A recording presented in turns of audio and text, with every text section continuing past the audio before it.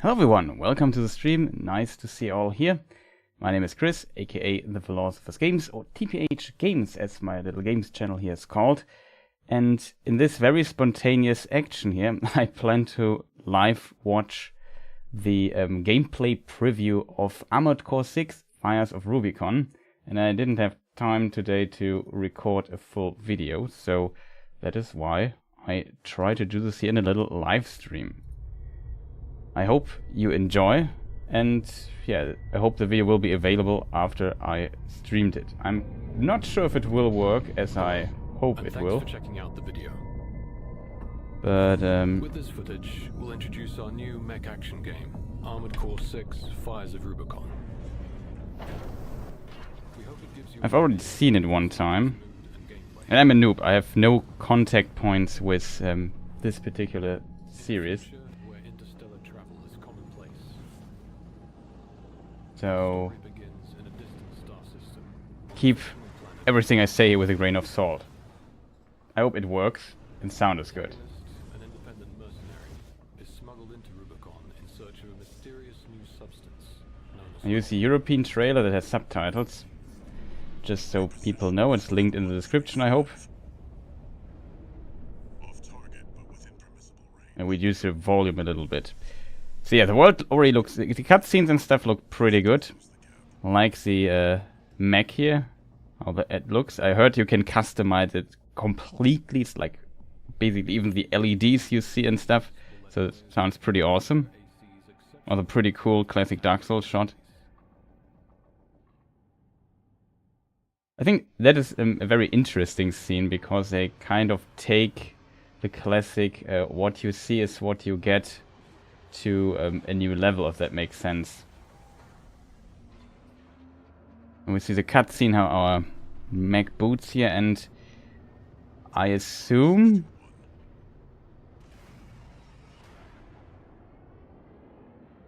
you can just fly almost everywhere. Not sure where the boundaries of the levels will be, but kind of interesting. Also, when I saw it the first time, I thought, can you fall down there? But the mech can fly, so I guess that's not really a problem, falling down, right? But it looks pretty cool, like the backgrounds and so on. Also, this world looks very devastating. It's the first time we see actual trees. Like, looks like almost nice here. And here we see the classic gameplay. And I'm not sure if Armored Core is a game for me. I most likely will play it nonetheless, but I'm not sure if it's really my cup of tea. It looks interesting, though, to be fair.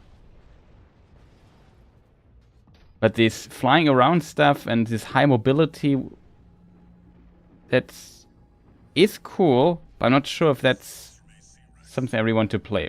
Also here, interesting thing, we haven't seen a Fromsoft game in a long time, mission markers. You have to go there, do that.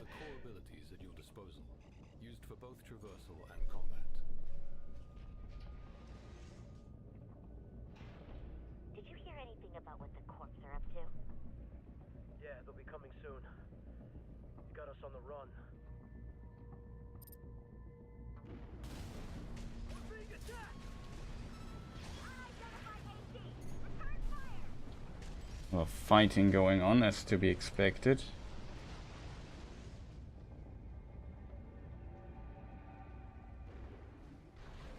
Take full advantage of your AC's mobility to freely navigate the environment. Yeah, it's interesting. The question is, what are the level boundaries? Can you go everywhere? How much can you derail from the mission? I assume it's a classic, oh, you went outside of the mission area or so, go back or so. Could imagine they go for something like this, or the actual level boundaries that you can't overcome. You can take like cover here behind buildings and stuff. It's pretty cool. Remember, like in Metal Gear Solid 4, there was also a mech section. Oh, sorry, just I messed something up here. And that mech section was kind of fun back in the day, but it was not that mobile. It was also a bit like could dash back and forth. But this is a whole next level. And it's potentially an interesting concept to have so much mobility, flying around, flying up and down. It seems like you can't permanently fly because the mech always goes back down at some moment. You also see some stamina bar down there. Or overheat bar, whatever it is called. To their attitude control system to temporarily put them out of action.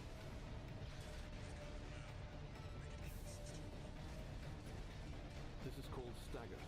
Any attack received in this state is considered Maybe it can fly permanently, I'm not sure. damage. It cuts away because they potentially don't want to spoil the bosses too much. The editing is a bit interesting here. And here we see a lot of choices, like you have all kinds of weapons. But not, it's just the arm. Now we have the rack for like the big gun you can probably carry on your back.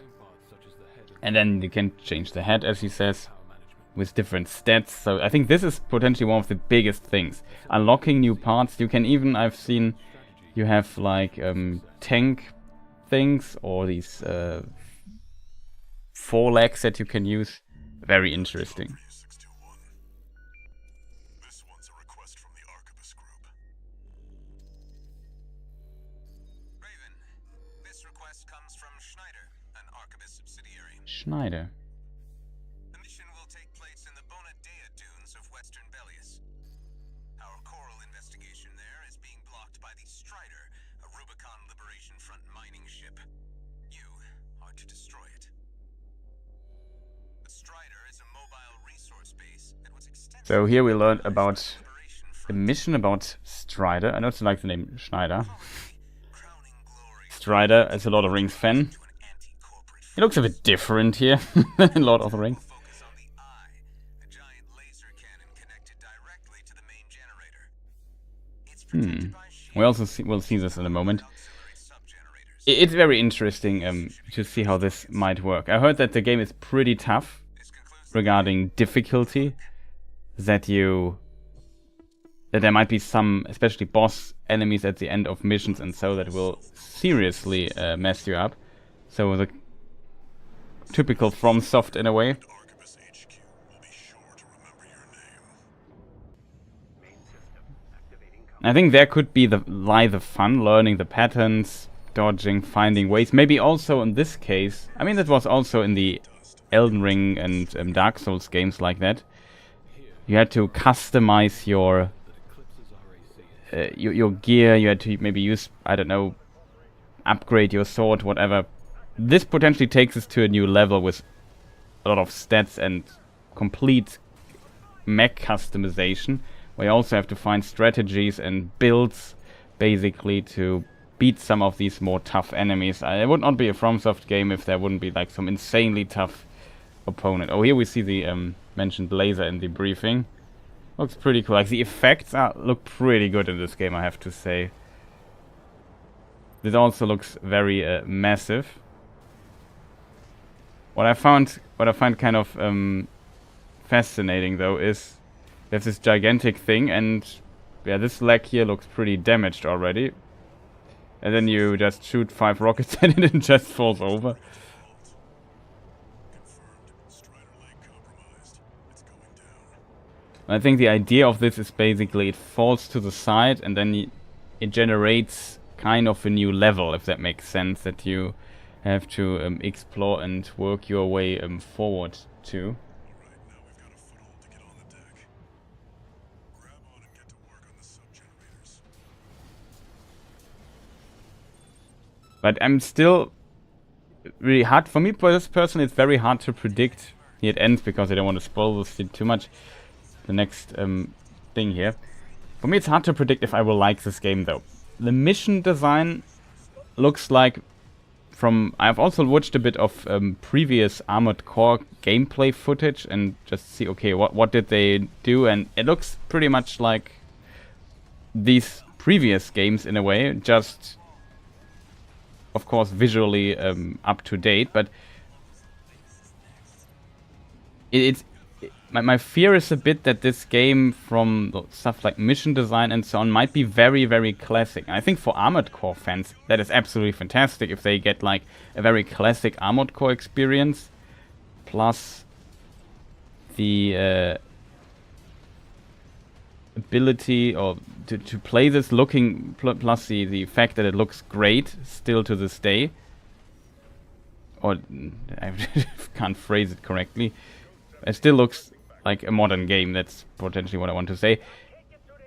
And at the same time, plays like a classic game. The question though is if this classic armor core, like mission design and so on, keeps up. On the other side, for a lot of people, it's always like the bosses and the challenges the game throws at you, and the customization and all the options you have. I like Elden Ring a lot for all the options you have in that game, and so many builds that you can try and so on. I assume this takes it to a whole new level here, that at least I would expect, plus difficult bosses, and that's usually the highlight, as we will see here, I guess, in the moment. We also saw some previous gameplay footage with some stuff which looked pretty good.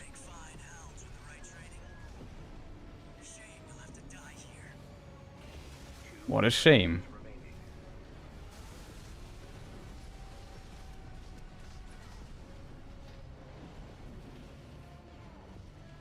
As your campaign progresses, you'll face a number of dangerous situations, and often be pitted against rival AC pilots in bitter duels. Keep the pressure up in these intense battles. Keep the pressure up, huh? Chance of victory.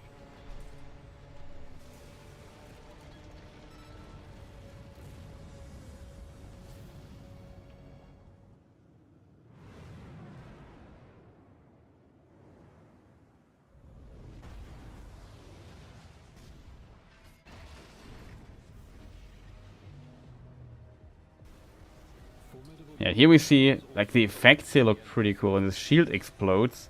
That was such a cool effect. So much stuff going on. I feel like maybe a bit too much for some people that are not familiar with the series.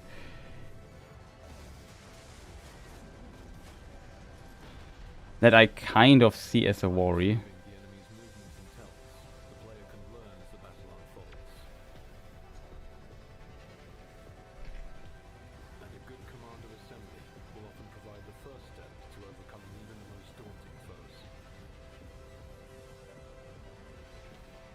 We invite Good old daunting foes. and see what else awaits. Thank you. And that is thank you for watching. So yeah, these are my 5 cents on this particular game here. Let me keep the thanks for watching screen here. Basically also pretty much already the end. I don't have much to say about it, unfortunately, but I thought maybe just make a short live stream reaction to it and see if people might like it. The problem is always my lack of experience with this particular series, and I said the mission design looks very, very straightforward, let's put it that way. Very simple in the way, and it might be that is for some people not enough, especially because Fromsoft games are usually hyped, and this could be like a blast from the past, if that makes sense. Like a very classic approach to the series that people and fans of the series like. At the same time, though, looking with modern graphics, maybe some learnings also from the Elden Ring and Dark Souls games and so on, that Fromsoft did a lot in the past, also Sekiro, of course, and mixing this into this game. Like I said, my fear is a bit that this could not be enough for some people, and I'm still skeptical if I will like it. That doesn't mean, though, it's bad. It just means it might be very special interest in a way. That's a bit my perception of the game right now, that it could be really great for some people, but also quite terrible, not terrible, but quite uninteresting for some others. Maybe also because I assume this will have in parts a very high difficulty, and this could lead to some frustration for people. But it is, as said, really hard to foretell, especially if you don't know the series. As a noob myself, as somebody who's not knowing what is going on with Armored Core, I will see it. I will definitely try it out and see how much I like it. But it looks very different from what I usually enjoy about Dark Souls games, where usually I'm not too focused on all the equipment elements of that. And it seems like equipping your mechs and so on is a very, very big part of the gameplay loop here.